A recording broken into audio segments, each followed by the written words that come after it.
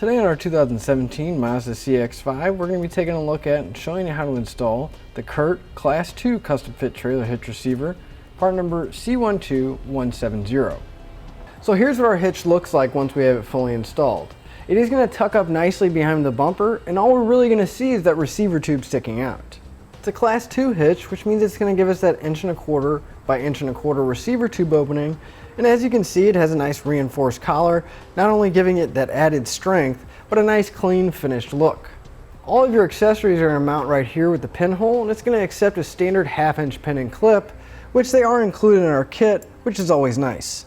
Our safety chain connection point is going to be a loop style underneath, welded to the bottom of the receiver tube, and it's just slightly offset from the pinhole, so it's going to have plenty of room to get most size hooks on or off, and we're not going to have to worry about anything interfering.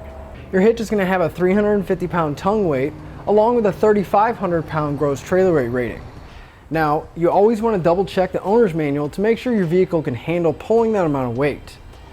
Also, per the manufacturer, any non-trailer loads as a bike rack, cargo carrier, or anything that doesn't have wheels on it, they do recommend that you use a support strap, and you can pick one of those up on our website using part number 18050. I'd like to give you a few measurements that will help you when deciding for accessories for your new hitch, such as a bike rack or even a cargo carrier. From the center of the hitch pin hole to the outermost edge of the bumper, it's going to be right about 4 inches. From the ground to the inside top edge of the receiver tube opening, it's going to be right about 13.5 inches. Now that we've seen what our hitch looks like and gone over some of the features, let's show you how to get it installed. To begin our installation, we're going to come to the very back of our vehicle, and just right underneath the bumper, we're going to have a plastic panel that we're going to have to remove. We're going to have one plastic push pin, one on each side, and to remove those, I'm going to take a flathead screwdriver. There's going to be a little indentation on either side, and you're going to want to pop out that center section first, which will release the tension. Then we can pop the rest of the clip out. And we'll go ahead and do that for the other one too. Now if we just move towards the center just a little bit, there's going to be a square hole right there. We're going to take our screwdriver, and there's going to be a small tab. We're going to push in on that tab, which is going to release the plastic panel, and then we can pull it down. There's going to be one on each side. Now in order to get our hitch in place, we're going to need to lower our exhaust down. But before we do, I'm going to take a little bit of spray lubricant, and I'm going to spray down the rubber isolator, making it a little bit easier to pull that hanger out. And we're going to have one right next to our tailpipe, and then one right behind it. And we're going to have two on each side, so we can go ahead and spray the other ones also. I'm just going to take a pry bar, and your main goal here is just to slide that rubber isolator off of the post here so that we can lower it down.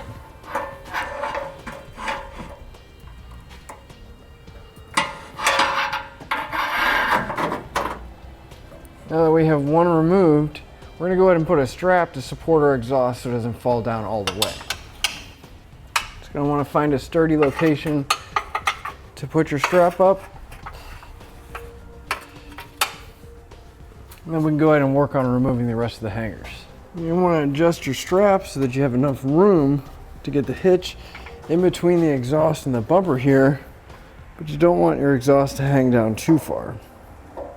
We come to the very side of our frame rail, we're going to see that we're going to have a sticker or some tape on the side. Now that's going to be covering up our mounting hole.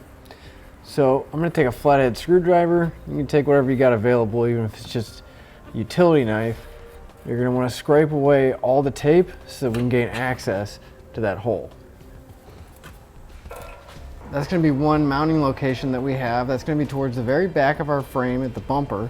And if we move forward, just right real close to that forward exhaust hanger, we're going to have another one that's further up.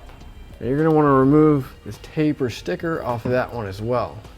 Now we're going to have both these mounting locations on both sides of our vehicle, so we can go and do that on the other side as well. Now also on each side of our frame rail, we're going to have a wire coming down that has a clip that's put into the side of the frame rail. It's going to take a flathead screwdriver, and I'm going to pop that mounting clip out.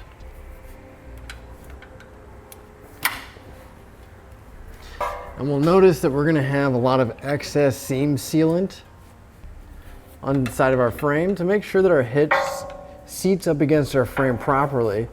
Just take that flathead screwdriver and you're going to want to peel off and scrape off all that excess sealant on the side of the frame.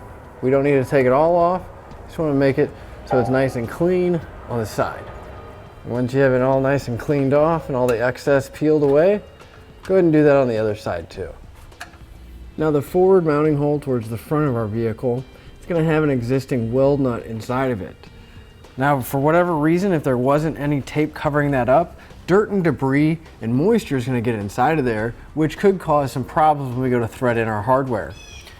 So a quick solution to that is just take a little bit of spray lubricant. You're going to want to spray it inside the hole of the weld nut. Then we're going to come back with a nylon brush and we're going to make sure to clean all the debris out of there and make sure that the threads are nice and clean. We'll do that for both sides to make sure that we can get our hardware in place. Now towards the back of our frame where our rear mounting location is, if we come to the bottom of our frame, this large hole is going to be our access hole. So to get our hardware in place, we're going to take our fish wire. We're going to go in through the mounting location and you're going to want to pull that wire down through that access hole. And once you have it through, you're going to take one of the square spacer blocks and you're going to feed it over the coiled end. And then you're going to take one of the 1/2-inch carriage bolts and thread it on.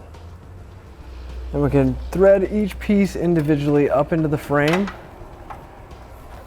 And go ahead and pull that wire back through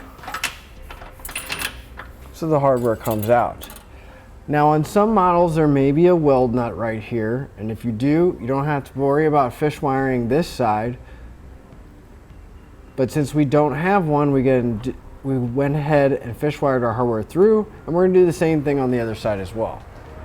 Now if we come to our hitch, we're going to see where our mounting locations are going to be. Now we're going to have to take the 1/2-inch flat washer, and to make our installation a little bit easier on ourselves, if we come to the inside, you're going to take a small bit of tape. You're going to want to line that washer up with the oblong hole. We're going to take that bit of tape and we're going to tape it right to the hitch. Now we're going to do this for all 4 mounting locations. Now with an extra set of hands, we're going to lift our hitch into place. And you want to make sure you take that pull wire and you go through the rear mounting location. Now when we raise our hitch into place, you're going to want to guide that wire through. Make sure that that bolt is on the inside of the frame for now. You're going to push it behind the bumper. You may have to pull down on the fascia just a little bit to get it in there. You're going to want to pull that pull wire once you have it lined up to get the bolt to come through, so you can come through the frame and then through the hitch itself. Now our forward mounting location, we're going to be taking an M12 bolt followed by a conical tooth washer. Just want to make sure that the teeth are facing towards the hitch. And you may need to grab the receiver tube of the hitch to get everything lined up properly, kind of tilt it, and we're going to thread that into place. And once you have your bolt through, it should support the hitch. We're going to go ahead and pull our bolt leads off. You either just pull them off or unthread them from the bolt themselves. Then we're going to take a 1/2-inch flange nut and thread it onto that carriage bolt. And once we have one on each side, then we can work on getting the rest of our hardware in place. We'll go ahead and put the other side in as well. For our 1/2-inch flange nuts, I'm going to come back with a 3/4-inch socket and snug them up. We'll go ahead and do that for both of them. Our M12 bolts, I'm going to come back with a 19mm socket and snug those up. Just make sure you get both of them done. We can go ahead and come back and we're going to torque all the hardware down to the specified amount in the instructions. Just want to make sure you get all your hardware torqued down. I'm going to go ahead and spray a little bit more of spray lubricant on my exhaust hangers, making it that much easier to put it back in place. With our exhaust up, we'll go ahead and take that strap down. That'll finish up your look at the CURT Class 2 Custom Fit Trailer Hitch Receiver, part number C12170 on our 2017 Mazda CX-5.